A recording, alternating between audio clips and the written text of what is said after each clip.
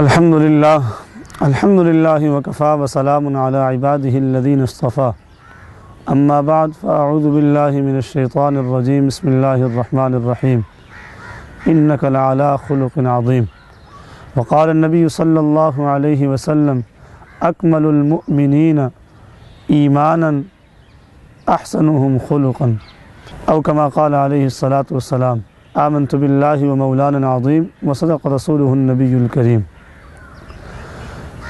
محترم حضرات، اللہ جل جلالہ عم نوالہ نے مسلمانوں کو دین اسلام مذہب سے نوازا ہے، اور دین اسلام مذہب ایسا مذہب ہے کہ جو دنیا کا خوبصورت ترین مذہب ہے۔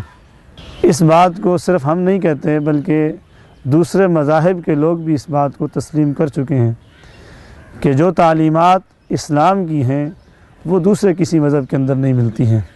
لیکن افسوس اس بات پہ ہے کہ مسلمان آج اپنے اسلام کی تعلیمات کو چھوڑ کر دوسرے مذاہب اور دوسری تہذیبوں کے پیچھے چل پڑے ہیں، جس کی وجہ سے آج مسلمان پستی اور ذلت کا شکار ہیں۔ خیر، بہرحال اللہ جل جلالہ عم نوالہ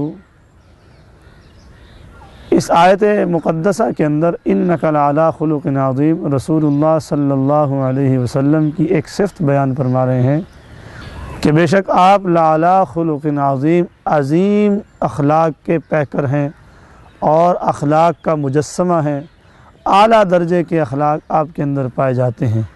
تو یہ رسول اللہ صلی اللہ علیہ وسلم کی ایک صفت اللہ جل جلالہ نے بیان فرمائی۔ دین اسلام کے اندر نماز وہ بھی ضروری ہے، حج وہ بھی ضروری ہے، زکوٰۃ وہ بھی ضروری ہے، دیگر اعمال بھی ضروری ہیں، لیکن جتنی اہمیت رسول اللہ صلی اللہ علیہ وسلم کی تعلیمات کے اندر اچھے اخلاق کی ملتی ہے، آپ اگر اسلام کی اور سیرت کی کتابوں کا مطالعہ فرمائیں تو آپ حیران ہو جائیں گے کہ اخلاق کے اوپر کس قدر زور دیا گیا ہے۔ بلکہ خود قرآن مجید کے اندر جو ہے اللہ جل جلالہ نے اخلاق کے اوپر کتنا زور دیا ہے، تو آپ اس کو کبھی پڑھ کر دیکھیں۔ لیکن آج ہمارے پاس دوسرے تمام امور کے لیے اوقات ہیں، لیکن قرآن پاک کا مطالعہ کرنے کے لیے، قرآن پاک کو سمجھنے کے لیے، قرآن پاک کو سیکھنے کے لیے، قرآن پاک کو دیکھنے کے لیے ہمارے پاس وقت نہیں ہے۔ نیوز چینلز کے اوپر اور اسی طریقے سے دوسرے چینلز کے اوپر بیٹھ کے ہم گھنٹوں گزار دیتے ہیں، لیکن وقت نہیں ہے ہمارے پاس، تو وہ دین سیکھنے کے لیے وقت نہیں ہے، اور اسلام سیکھنے کے لیے وقت نہیں ہے، قرآن سیکھنے کے لیے وقت نہیں ہے۔ تو ہمیں اپنے وقت کو دین اسلام کے لیے فارغ کرنا چاہیے، قرآن کے لیے فارغ کرنا چاہیے، اور قرآن کو سیکھنے کی کوشش کرنی چاہیے۔ تو خیر، بہرحال بات کر رہا تھا اخلاق کے متعلق۔ رسول اللہ صلی اللہ علیہ وسلم نے اخلاق کا نمونہ بن کے امت کے سامنے اپنے آپ کو پیش کیا۔ آپ علیہ السلام نے پڑوسی کے ساتھ اخلاق کیسے رکھنے ہیں وہ بھی بتائے، اپنے گھر کے اندر اپنے اہل و عیال کے ساتھ اخلاق کیسے رکھنے ہیں یہ بھی بتائے، معاشرے کے اندر ایک عام فرد کے ساتھ اخلاق کیسے رکھنے ہیں، معاملات کیسے رکھنے ہیں، یہ بھی رسول اللہ صلی اللہ علیہ وسلم نے بتائے۔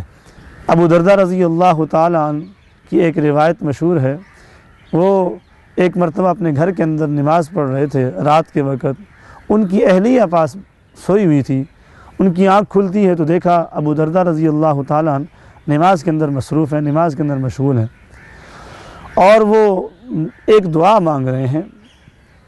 ابو درداء رضی اللہ تعالیٰ عنہ کی اہلیہ فرماتی ہیں کہ میں قریب ہو گئی سننے کے لیے کہ یہ کیا دعا مانگ رہے ہیں، تو وہ ساری رات ایک ہی دعا مانگ رہے ہیں، اللہم انت حسنت خلقی فحسن خلقی، اللہم انت حسنت خلقی فحسن خلقی۔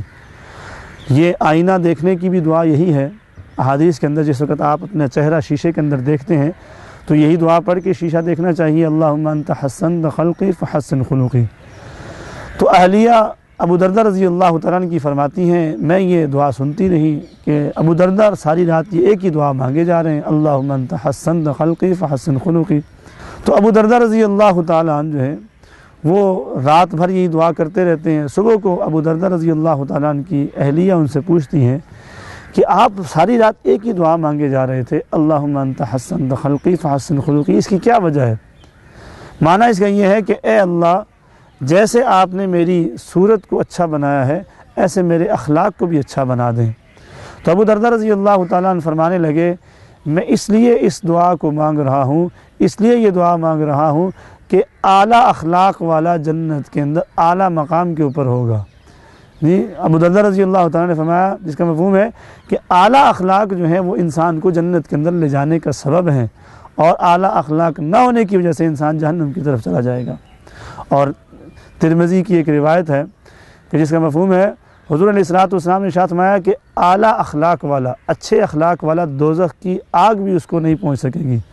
دوزخ کی آگ حرام کر دی گئی ہے ہر اس شخص پر کہ جو اعلیٰ اخلاق ہوں جس کے، اور جس کے اندر نرمی ہو، لوگوں کے ساتھ اچھا معاملہ کرنے والا ہو، لوگوں کے ساتھ نرم رویے کے ساتھ بولنے والا ہو۔ تو وہ رسول اللہ صلی اللہ علیہ وسلم نے فرمایا کہ اس شخص کے اوپر دوزخ کی آگ بھی حرام ہے۔ تو آپ اندازہ لگائیے کہ رسول اللہ صلی اللہ علیہ وسلم صرف اخلاق کی بنیاد پہ، اچھے اخلاق ہونے کی وجہ سے جنت کی بشارت دے رہے ہیں۔ اور ایک اور بات عرض کرتا چلوں کہ اخلاق یہ نہیں ہے کہ جو آپ کے ساتھ اچھائی کرے تو آپ بھی اس کے ساتھ اچھائی کریں، جو آپ کے ساتھ جو ہے وہ صلہ رحمی کرے آپ بھی اس کے ساتھ صلہ رحمی کریں۔ ہے اخلاق کا ایک درجہ یہ بھی ہے، لیکن اعلیٰ اخلاق یہ نہیں ہے۔ اعلیٰ اخلاق کیا ہے؟ وہ رسول اللہ صلی اللہ علیہ وسلم ارشاد فرماتے ہیں سل من قطعک۔ ہاں، یہ سب سے مشکل پہلو ہے، یہ بڑی مشکل چیز ہے کہ ایک آدمی تو آپ کے گھر نہیں آتا ہے، آپ کو کہا جا رہا ہے کہ آپ اس کے گھر جائیے، آپ اس کے ساتھ تعلقات کو استوار کیجئے۔ بظاہر یہ بڑا مشکل عمل ہے، لیکن اس عمل کے اوپر اللہ جل جلالہ کی طرف سے جو انعامات ہیں اس کو آپ تصور بھی نہیں کر سکتے۔ سل من قطعک، جو آپ کے ساتھ تعلق کو توڑ رہا ہے، جو آپ کے ساتھ جو ہے وہ قطع تعلق ہی کر رہا ہے، آپ اس کے ساتھ تعلقات کو جوڑیے، آپ اس کے ساتھ اچھائی کیجئے۔ آت من حرمک، جو آپ کو نہیں دے رہا ہے آپ اس کو دیں۔ وَأَحْسِن لِمَنْ أَسَاءَ إِلَيْكَ، آپ اچھائی کریں اس کے ساتھ کہ جو آپ کے ساتھ برائی کر رہا ہے۔ وَاعْفُ عَمَّنْ ظَلَمَكَ، اور آپ اسے معاف کر دیجئے کہ جو آپ کے ساتھ ظلم کر رہا ہے۔ یہ اعلیٰ اخلاق ہیں۔ آج کتنا مشکل ہے، آج ہم تو جو ہے جس پڑوسی نے ہمارے گھر سالن نہیں بھیجا ہم اس کے گھر سالن نہیں بھیجتے ہیں۔ کیوں؟ میں کیوں بھیجوں؟ آج تک اس نے کبھی بھیجا ہے میرے گھر؟ جس رشتہ دار نے ہمارے گھر نہیں آنا تو ہم اس کے گھر جانا تصور نہیں کر سکتے ہیں کہ میرے گھر وہ نہیں آیا ہے، میرے بیٹے کی شادی میں وہ نہیں آیا تو میں کیوں جاؤں؟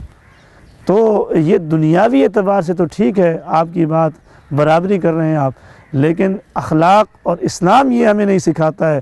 اسلام اور اخلاق ہمیں یہ بتاتے ہیں، اسلام ہمیں یہ سکھاتا ہے، اسلام کی تعلیمات یہ ہیں کہ سل من قطعک، جو آپ کے ساتھ تعلقات کو توڑ رہا ہے آپ اس کے ساتھ تعلقات کو جوڑیے۔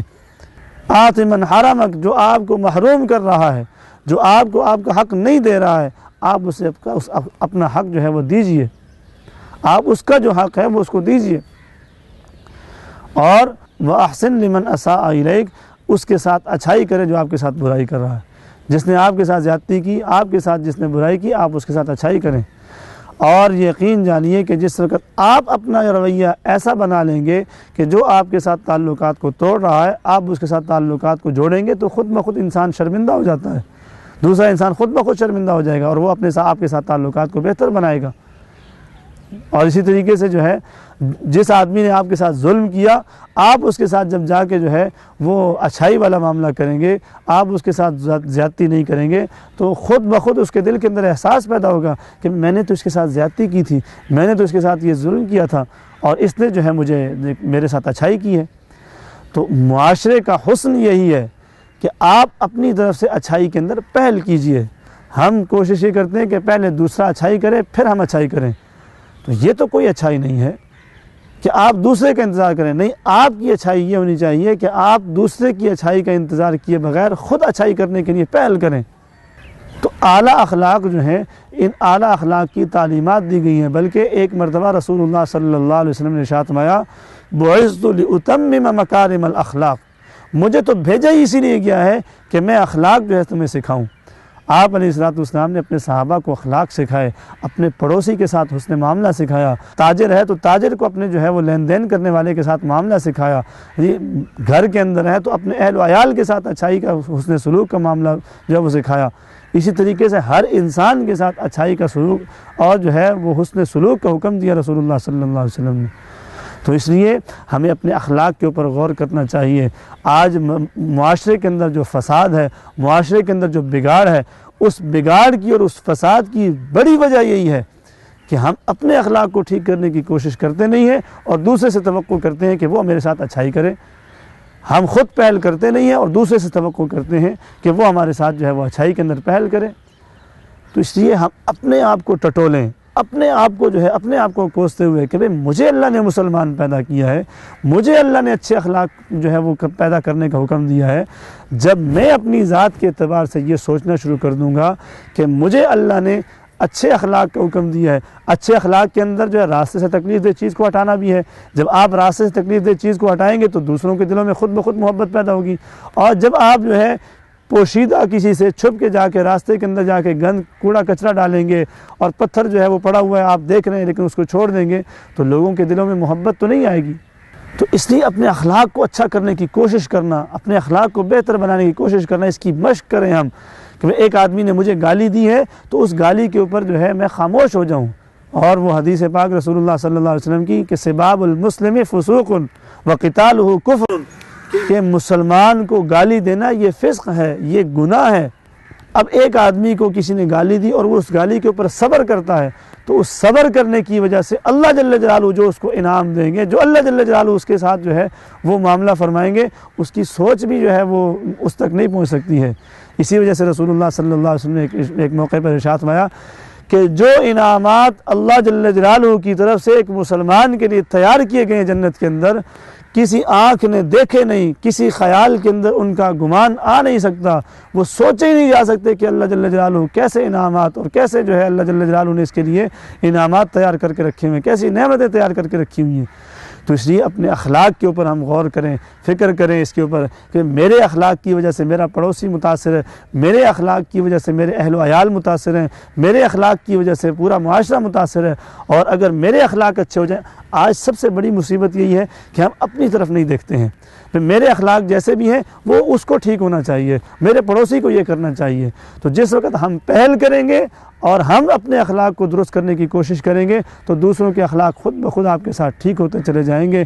تو اللہ جل جلالہ مجھے آپ کو اور پوری انسانیت کو، پوری امت مسلمہ کو اپنے اخلاق کو رسول اللہ صلی اللہ علیہ وسلم کے اخلاق کے مطابق بنانے کی اور رسول اللہ صلی اللہ علیہ وسلم کی تعلیمات کے مطابق اپنے اخلاق کو بنانے کی توفیق نصیب فرمائے۔